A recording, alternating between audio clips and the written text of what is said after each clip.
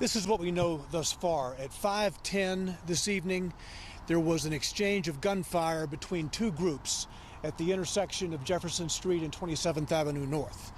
We can tell from the shell casings that there were gunshots from one side of the street and then on the other side of the street. The crowd from earlier in the day had begun to thin out, but the parking lots were still full. Jefferson Street had been reopened about 20 minutes prior to the shooting taking place. As a result of the gunfire, we have 10 victims at area hospitals.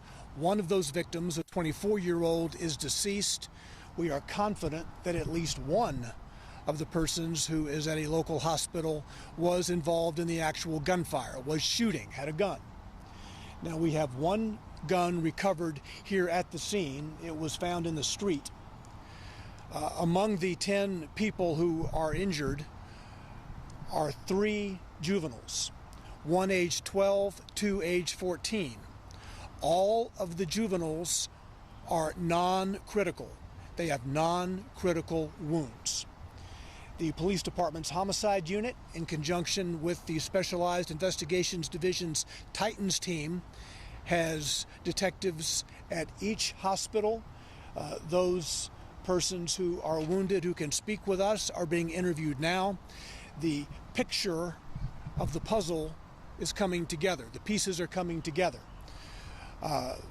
Some of the individuals are known to us who are at the hospital due to some prior interaction with the police. So we are confident that things are beginning to come together. As Commander McLean mentioned earlier this evening, this is a very difficult scenario for our city in that just a handful of people, a very small number of people, besmirched the celebration of activities for North Nashville and Tennessee State University taking place today. As you know, the parade took place this morning, went off without a hitch. A lot of people had begun to leave this area to go down to the football game, which is taking place right now. And it's just not a good thing when a handful of people can cause this type of disruption for an entire community. But suffice it to say, the police department is moving forward with the investigation. Information is being developed. We are coming to some good conclusions as to what took place.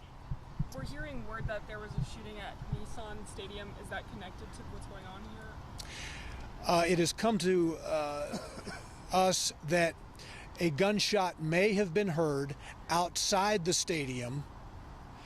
No one has been hit. There are no reported gunshot victims. A noise that sounded like a gunshot may have been heard outside the stadium.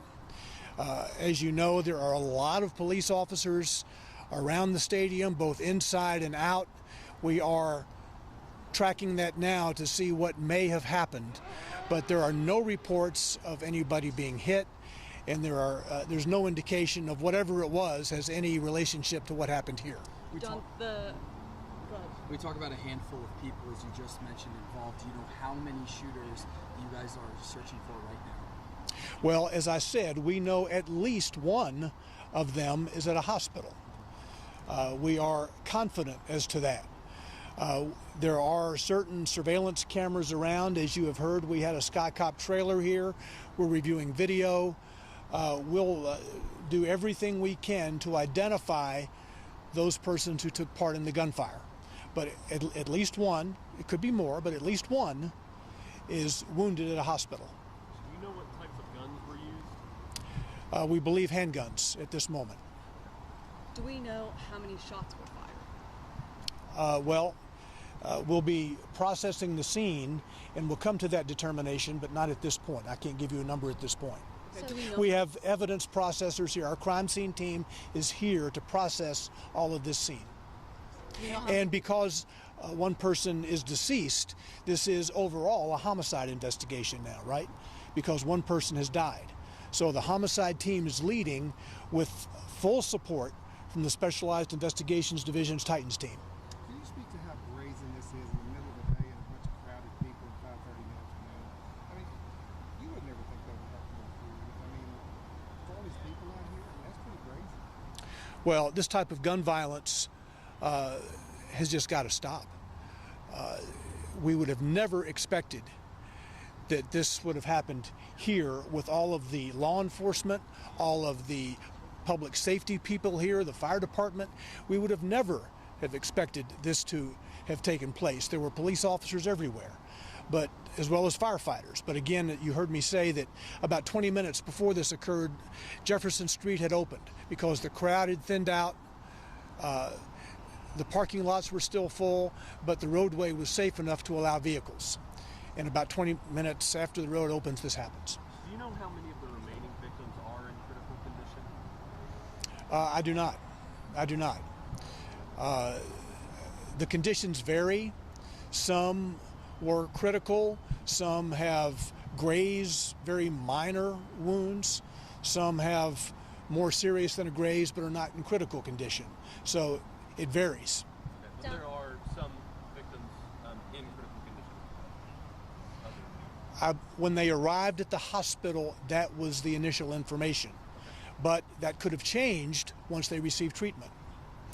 What was assessed as maybe a critical injury when they arrived, perhaps was later determined not to be. But again, we have detectives at all of the hospitals trying to glean information from those who are here. Do we know about how many people were at the celebration? Well, you all were here earlier today. You saw the parade. You saw the large crowds. The crowds had begun to thin. I don't have a number that I can give you, except that the parking lots on the sides of Jefferson Street were still pretty packed, but the road was clear enough for vehicles to move through. And just a couple questions. Just the street fair atmosphere, this wasn't technically a TSU sanctioned event, but do you know if it required a permit as to police being here? Well, historically, with TSU homecoming, this is what takes place. And historically, the police department has a presence here on Jefferson throughout the day, just to try to keep people safe, knowing of the celebratory atmosphere, and rightly so, for the friends, alumni, students, fans of TSU. And have police had a chance to look at the camera that is police owned, that's right over this area? And have they had a chance to look at the cameras on this building here? Some of that has taken place, and some of it is going on as we speak. Don, when we talk about, you said you believe handguns were involved. Was that one gun that you guys recovered at the scene a handgun? It was. All right, and we'll update you one more time, probably around 9 o'clock in about 45 minutes, to see if we have anything new to give you. But that's all we have for now. Can I All right. give you one more, Don? Just the two groups of people that were shooting at each other, were they trying to, do we know if they were just targeting each other and that other people, bystanders, were the ones that, some of the ones that got hurt? And That appears likely. Thank you. Thanks, Don.